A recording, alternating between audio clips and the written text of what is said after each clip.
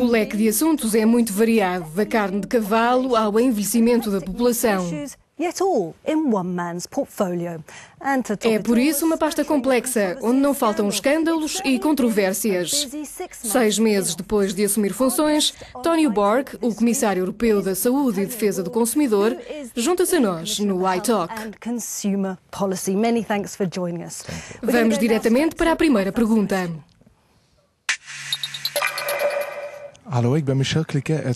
Gostaria de saber o que está a União Europeia a fazer para evitar que a carne de cavalo seja vendida como carne de vaca. Apresentou recentemente propostas na área da segurança alimentar. Vamos ter de esperar até 2016 para que seja adotada uma lei. O que vai acontecer, entretanto? Antes de mais, esse escândalo não tem a ver com segurança alimentar, mas sim com fraudes contra os consumidores. Mas é possível garantir que não estamos a comer carne de cavalo? Já existe legislação no que diz respeito à rotulagem. O que é importante é punir todos aqueles que sejam apanhados a infringir as leis europeias. Os Estados-membros já adotaram medidas dissuasivas.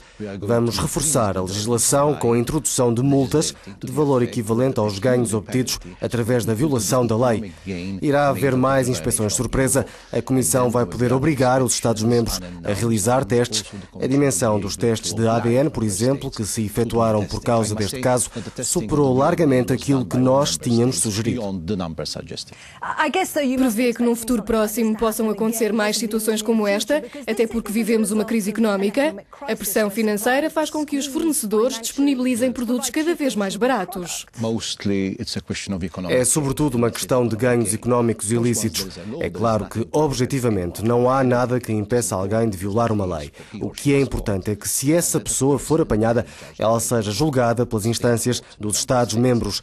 Todo este escândalo foi descoberto porque um Estado-membro, no caso a Irlanda, aplicou a lei. Neste momento, a China debate-se com outro escândalo, a carne de rato vendida como cordeiro. Está a cadeia alimentar europeia ao abrigo da venda de carne proveniente da China?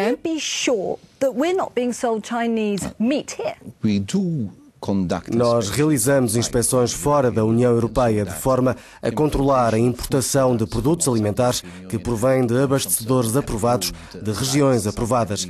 É essa a cadeia alimentar. Mas tenho a certeza de que não há carne chinesa na Europa? Nós temos de importar produtos de fora. A União Europeia não é completamente autossuficiente. Existe ou não a possibilidade de essa carne chegar à Europa? Que eu saiba, não. As inspeções são rigorosas. Tudo pode acontecer. Há 3 anos houve casos fatais na sequência da importação de vegetais contaminados de fora da União Europeia.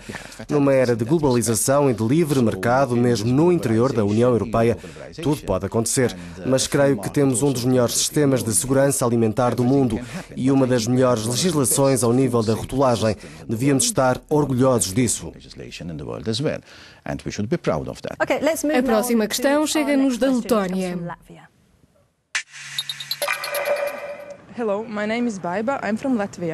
A minha pergunta é: possível garantir a aplicação da nova lei que interdita os pesticidas que afetam as abelhas?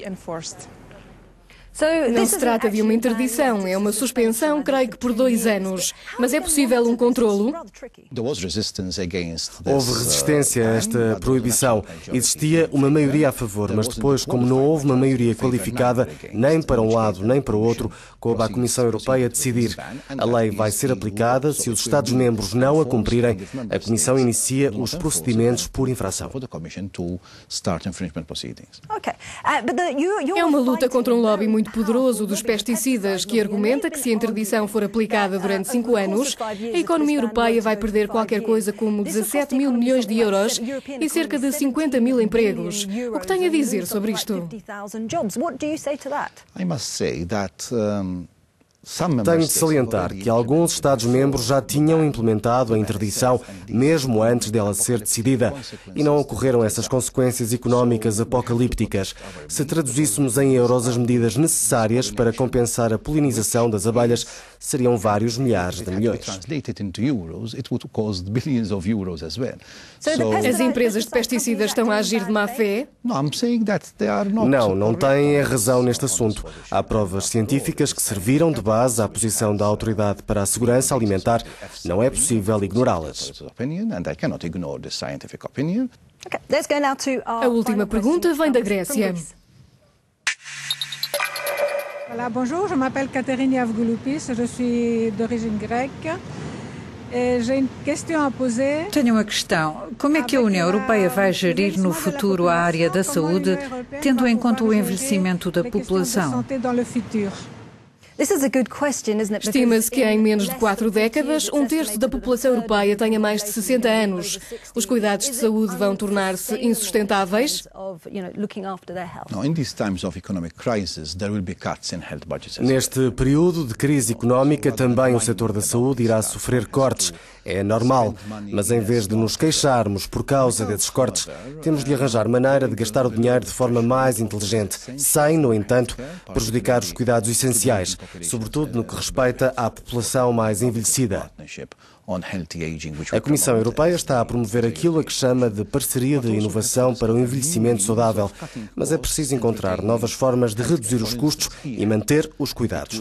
Os cuidados médicos online, por exemplo, seria um exemplo muito positivo se os Estados-membros seguissem esse caminho. Na Irlanda do Norte, onde irei brevemente, as experiências têm sido muito bem-sucedidas. Mais de 20 mil pacientes aderiram ao sistema que permite monitorizar à distância o estado de saúde. As pessoas não têm de sair de casa. É benéfico para aqueles que já atingiram uma certa idade. Em vez de irem à clínica, de andarem a percorrer distâncias, podem ser eficazmente vigiados à distância, limitando as despesas do Estado.